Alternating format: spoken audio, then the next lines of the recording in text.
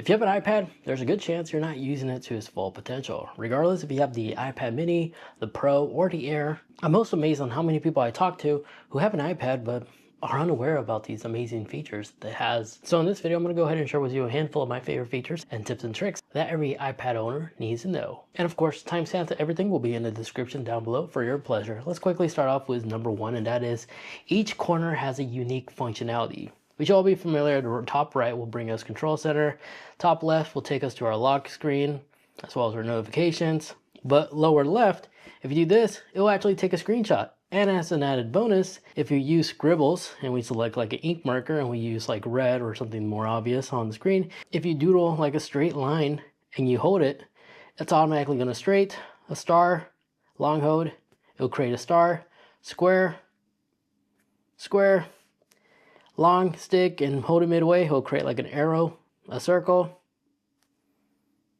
And then if you need to take quick notes, a slide up right here will give you quick access to your notes, which you could use keyboard, make the keyboard smaller, enlarge it, and on some iPads you can also split the keyboard in half as well. So those are 4 amazing corner features that each screen has to offer on basically any iPad. And then for your docks, nothing new here. You're always able to click and drag some of these icons and then like drop it in here if you want, and then click and drag them out to like remove them. And if you like to, you can create folders and also click and drag these folders right there to have quicker shortcuts to your folder apps. Nothing new here, but you can clean this out to be much more useful if you want to bookmark some more. You see, this one will automatically take us to our app library, which is kind of pointless because if we go all the way to our far right, we have our app library here anyways. So if you have less pages, this one's not really necessary. And then these over here, you see here are your recently used apps. Also not really necessary. You see, if we go into settings and go down into home screen and app library, you'll see a new dock setting right here. So you can disable the library. So now the library is gone. We now have a cleaner layout because again, we go to the far right to have access to our app library. But if you like to, you can also disable show suggestion, flat, and recent apps and docks. So now your recent ones are gone. So now we have a cleaner, basically, dock layout. And then when it comes to multitasking, if we open up Safari as an example, any app that you're using, if it's like a full screen app, when you tap on these little dots above here, this will allow you to quickly enter split view. And you can select the next app and you can have 2 apps side by side. You can also change the size ratio as well. And of course, if you like to add more, you could just click and drag the app from your dock, drop it in the middle, and you'll have this floating mobile version of the app on your screen. And if you like to remove it, you can just select it and slide it up like so. But if we're using something that supports it, like Safari as an example, if you tap these dots right here, you create a new window right here. So now we actually created 2 desktops basically on Safari. And you can always just use your finger to slide between one work page to the other. This also supports some third party, so this is kind of cool. It's very similar to like multiple desktops open at once. Just tap the plus and you could create more. Now if you're somebody who does use the Apple Pencil, doesn't matter if it's the Apple Pencil Pro, 2nd generation or 1st generation, they each have this functionality. In the settings, in the main page, go into accessibility,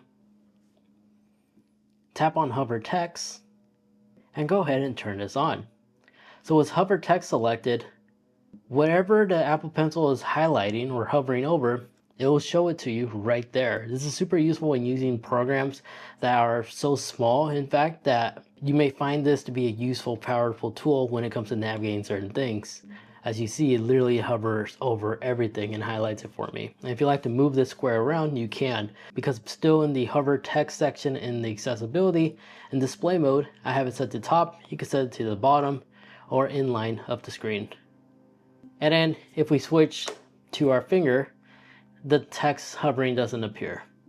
And then if you select the Apple Pencil and you have scribbles enabled, if you hit try scribbles, this way whenever you write something and you mess up, instead of backspacing on the keyboard, you can just scribble over it and it will remove it and delete it like so. So I can always just backtrack like this, and now it just removed the, and now it just left us with car. So depending how fast you can write, you might find yourself being faster and more productive using the Apple Pencil. Just scribble over it in case you've messed up somewhere, and it will delete. Speaking of productivity, the cool thing about the native Mail app from Apple is the fact that it's pretty customizable. You see these default icons above here. A lot of people don't know this, but you could always tap these little dots, hit customize toolbar. You could rearrange them to your personal preference or swap them out with other things like your flag email. You could go ahead and add that if you want to be a part of that. Quickly manage your junk files from here, a quick icon, your unread and read, and your save later. So if you find yourself constantly looking in your junk file, just save it here and it'll quickly take you to it. Now real quick, if you've been enjoying this video so far, if you could take 2 seconds to hit that like button on like, that would be truly appreciated, because this allows the channel to be driven by you guys, the viewer, which is why you don't see integrated brands for like a sponsorship or a VPN taking up like a minute or two off your time. So thank you to those that hit that like button on like and allow this channel to continue being powered by you guys, the viewers, not brands. Thank you so much. Let's go ahead and resume now. And then let's say, for example, there's an article, a link, or something you'd like to share with somebody. Just long hold on the icon and then go into the message app for say, and then just simply drop it in the little text file, and you quickly just saved an article right there, and you can just hit send. This also works with images as well. So like this image as an example, I could click out of there, go into my notes, and just drop it, and it saved the image right here. I have the ability to rearrange it or move it around, as well as use Apple Intelligence to generate a different version of that image, as you just witnessed me do right there. This works with files, links, photos, and it's super easy to use. And if you're using the same iCloud account, you like to place this on your iPhone as an example that's also paired, I can select copy and then tap paste. It will automatically paste it from my iPad to my iPhone. It also works on Mac computers as well. Now, if you're somebody who uses the Apple Sport app, which is free to use, by launching the native Apple Sport app, you can monitor your favorite teams all right here off your iPad, including Formula 1, NFL, and your leagues. And you can see all the upcoming events. Another cool app that's worth talking about is the podcast app. By launching the native podcast app on Apple, it got a lot better. If you select one of your podcasts that you've been listening to, and we would select it and tap play and click on it, if you're at a place where you can't listen to audio, like your external speakers or you forgot your AirPods or something like that, you can tap this icon down here and we'll let you actually read your podcast right here. And you can tap play and it actually will highlight it, and then of course you could adjust the speed too if you want. So basically you could treat your podcast like a readable book on your iPad. But let's say, for example, you like to share your iPad to like a friend and family, but you don't want to give them the whole episode. You just want to start them off at a part where you think it's funny or useful for them. By tapping the 3 dots and select share episode, you'll see a setting right here where it says from start. Here you can select the part that you last left off, tap done, and now you can send it to them. So when they click on that link, it will start them off at the time that you recommended. Now, if you're an individual who uses their iPad rarely, but you like to keep your battery in top healthy order, I highly recommend going into the settings of your iPad and look for the battery tab, which is right here next to your Wi-Fi. In here, you could select on battery health.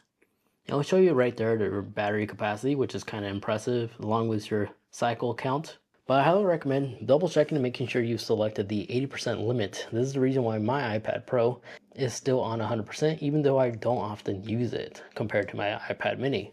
Limiting the iPad to charge only to 80% is good for the battery, because you don't want to leave your iPad at 100% while it's not doing anything.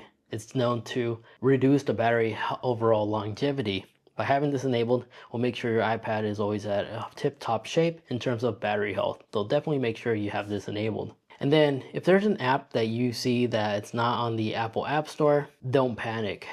And if it's like a website you use for work as an example, I'm going to use my login for my workout meal preps and stuff as an example. So this is Microsoft Excel. By selecting the up arrow icon and you go down, you can select add the home screen right here. Name it whatever you like to name it. I'm just going to leave it like default name for an example. Tap done. And now if we exit out of here, you'll see that we have an app that will take us to Safari and will automatically launch that instead of having to go in your bookmark on your iPad Safari page. So if you have like a login for work or something like that, just do that. This way you have an app icon and you can move it around like a normal app or drop it right here in the docs. And lastly, some of these apps right here do support widgets. If you simply long hold on an app, you have these little widget shortcuts down here where you could tap and it will automatically transform the widget into that appropriate size. So if you do it to other apps, as an example, that support this, like the Home app, and we select it, you can quickly create widgets like this. And if you like to stack widgets, you could just long hold and move it out of the way, and then drop it, and then just get out of that. And now you see we have created a stackable widget. And if you like to reverse the process, that's easy. It's simply just long holding and select remove stack, and it goes away. So there we have it. Those are 15 of my favorite tips and tricks that you can do on any latest generation iPad, so long as it's on the latest version of iPad OS. Let me know in the comment section which one of these was your favorite. And if I missed one and you'd like to recommend for everybody else, feel free to comment down below for the rest of us. Other than that, thank you so much for watching. If you wish to watch more, check out this video over there where I go through all the cool hidden features on Apple CarPlay, including a clever way to disable the autoplay ability when you get inside your car. You know, when Apple CarPlay connects and automatically starts resuming whatever audio file you're listening to, I'd show you a clever way to disable that. Thank you so much for watching.